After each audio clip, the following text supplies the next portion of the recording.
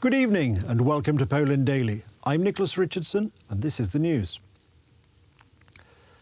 The Polish economy will have one of the shallowest recessions in Europe, according to the Polish Finance Minister Tadeusz Koscinski. Speaking to the Polish press agency, he said that the relative strength of public finances has helped the economy and that Poland will soon receive access to new EU funding from both the new European Union budget and a special pandemic recovery fund. According to the European Commission, the economies of the European Union member states are expected to shrink by 7.4% on average, almost twice as much as Poland, where the reduction is expected to be 3.6%. The Polish government has so far allocated €45 billion for the protection of jobs and the economy, and a further €22 billion to the financial shield, designed to protect business from the worst of the recession, Koscinski said. Austria has extended the third COVID-19 lockdown into February, hoping to drive down infection rates despite an influx of variants that spread the coronavirus more easily. Prime Minister Sebastian Kurz has also announced that the country's catering and tourism sectors will stay shut until March at the earliest. Prime Minister Sebastian Kurz stated at a press conference that the goal is to let shops, museums and personal services like hairdressers reopen from the 8th of February. Ski lifts remain open while schools will resume in-person instruction after the semester break next month. The news comes only a day after thousands marched in Vienna to protest against restrictions. Austrian Chancellor Sebastian Kurz is convinced that the lockdown must continue.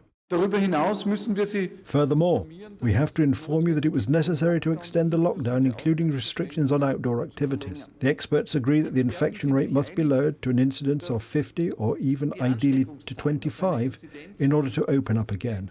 That would mean for Austria some 709 new infections in 24 hours. Austria, a country of 8.9 million people, is in its third lockdown with only essential shops open. The country has reported nearly 390,000 coronavirus cases and almost 7,000 COVID-19 linked deaths since the pandemic began last year. Kurz left open the prospect of extending the lockdown if case numbers remain stubbornly high. It is especially dramatic for us in Austria because tourism and gastronomy are in our way our international business card. So we have to assume, like most other European countries as well, that there won't be a chance to open up tourism and gastronomy in February. Finance Minister Gernot Blumel has said that companies hit by the restrictions could get an extra state aid covering up to 30% of lost revenue, capped at €60,000 per month. Thousands of protesters opposed to a new French security bill have taken to the streets in Paris, despite the cold weather and snow in the capital. The security bill will make it illegal to film and publish footage of police officers at work, as well as increasing the surveillance capabilities of the authorities. France has been hit by a wave of street protests taking aim at the proposed bill intended to combat what the government describes as Islamic radicalism, after the murder last October of a French teacher who had used caricatures of the Prophet Muhammad during a lesson about free speech.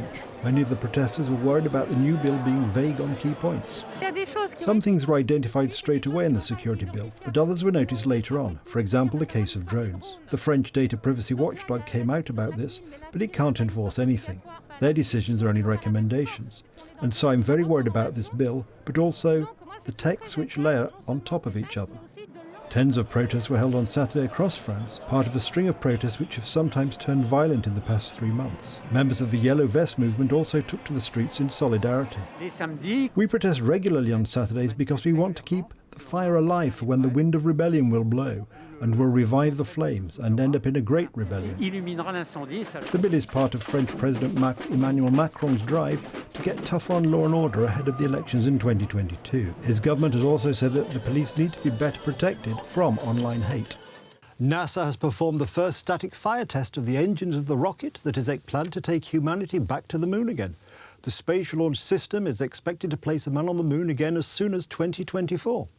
NASA's Boeing-built Deep Space Exploration rocket, Space Launch System, fired its giant core stage for the first time on Saturday. Crucial test for a years-delayed US government project facing mounting pressure from emerging private sector technology. Space Launch System's hot fire test at NASA's Stennis Space Center in Mississippi caps a nearly year-long green run test, campaign to validate the rocket's design. It is seen as a vital step before a debut unmanned launch later this year under NASA's Artemis program, the Trump administration's push to land humans on the moon again by 2024. Saturday's test saw the rocket's 4 Aerojet Rocketdyne RS-25 engines ignite for roughly 8 minutes, generating 1.6 million pounds of thrust and consuming 700,000 gallons of propellants on a test stand to simulate the internal conditions of a liftoff. The expendable Super Heavy Lift SLS is 3 years behind schedule and nearly $3 billion over budget. Critics have long argued for NASA to transition from the rocket's shuttle-era core technologies, which have launch costs of $1 billion or more per mission, to newer commercial alternatives promising lower costs.